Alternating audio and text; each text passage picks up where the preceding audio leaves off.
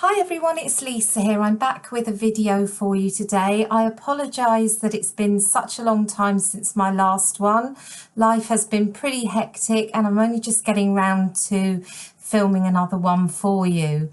But I was very honoured and excited recently to be contacted by Jana Smakula on behalf of Spellbinders, and she asked me whether I would like to play with a couple of their dies. So of course that was really exciting for me, and of course I said yes. And my card today is going to feature one of the dies that she sent me, and it's called Away We Go, and it's from their Little Loves collection by Sharyn Sowell, and it's a really beautiful collection of dies which are fantastic to use with different background techniques. So today I'm going to do a watercolour background, and I'm going to do some watercolour lifting with it as well, and I haven't done that for absolutely ages, so I thought this would be a really good opportunity to go ahead and try that technique again. So I'm going to be using my Kuretake Gansai Tambi paints today. I have the 36 pan set, and I've picked two blues, two greens and a yellow. There's sort of a medium and light blue, a medium green and a light green, and then a yellow for the centre. So I'm trying to create a sort of summer background, and I'm thinking blue for the sky, green for the grass, yellow for sun, but I'm not being prescriptive about how that's laid down. I just want it to give a summer vibe. So I start by adding a wash of clean clear water onto the background, and then I'm laying my first sort of layer of paint down. At this stage, I'm not really worried about how much paint is there. I'm just trying to get an idea of how the colours are going to mix together, how much area I want to give to each of the colours. And so I go in and I just lay another layer down, and then I dry it with a heat tool. You can let it air dry, but when you're filming, it's really difficult with timing, so it's quicker to use a heat tool. So I'm going now in with my second sort of layer of colour, and I'm using a lot more colour at this point.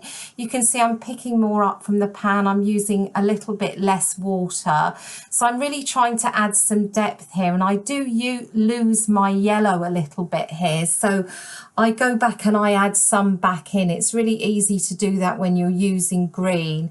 It is the colour that tends to just get lost amongst them, so I go back in and I add a little bit more in there just to see if I can preserve that a little bit.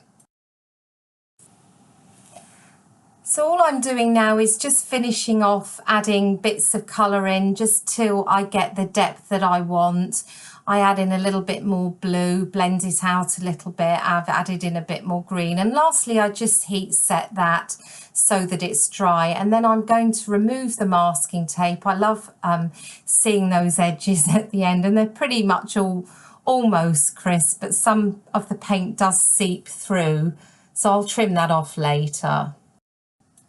So I'm going to trim my panel down. I used a piece of cardstock that was slightly larger than A2, so I'm now going to trim it down so that it measures 4 1/4 by 5 1/2, and I'm now going to move on to the lifting part of the process. So I cut a die cut out so that I can just see where I want my clouds to appear, and I take my stencil. This is from My Favourite Things, called Cloudy Day, and I use a baby wipe to lift that colour up from the background. And a baby wipe isn't really wet, so you don't put loads of water down on the cardstock. It's a really good way of picking some colour up without saturating it again. So, and it also means that you don't pill the paper too much. And I really like the look of the clouds at the end because I think they look fluffy and they look a little bit see-through, so I haven't completely removed all the colour. So I'm now going to run the die twice through my die cutting machine. I use Nina 110-pound cardstock here. I do want the stack of die cuts to have a little bit of dimension. I don't want them to be really thick, but I just want thicker than one layer, and I'm just going to glue those together with wet adhesive and then just put them to one side.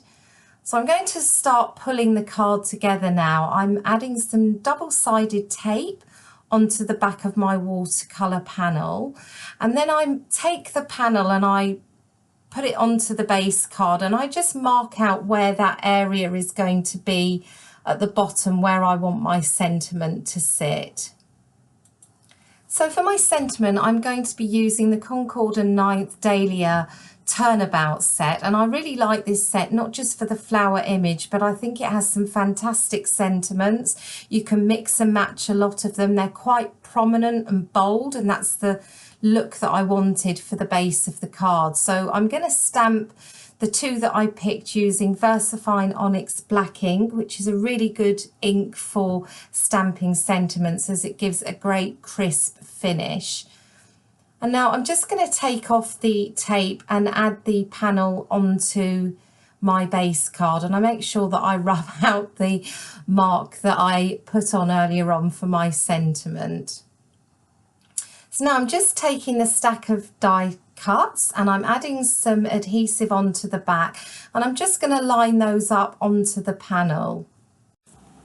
And I play around with the placement a little bit here. I did think originally I was just going to sit it on top of the white area, and then I decided to leave a little green strip as I thought it broke it up a little bit. So I just attach that and then I trim off the edges. Lastly, I just added a bow onto the bottom. I used some black and white twine. I thought it would give it a little bit more interest at the base. And that finishes my card for today. I really hope that you like it. It's quite an unusual card for me. I rarely use die cuts other than sentiments as the focal point for my panel. So it was a challenge for me, but I'm really happy with how it turned out, and I think it definitely got that summer vibe. So huge thank you to Yana and Spellbinders for sending me the dies to play with. I really enjoyed using them, and I'll be back soon with another project for you all. Thank you for watching.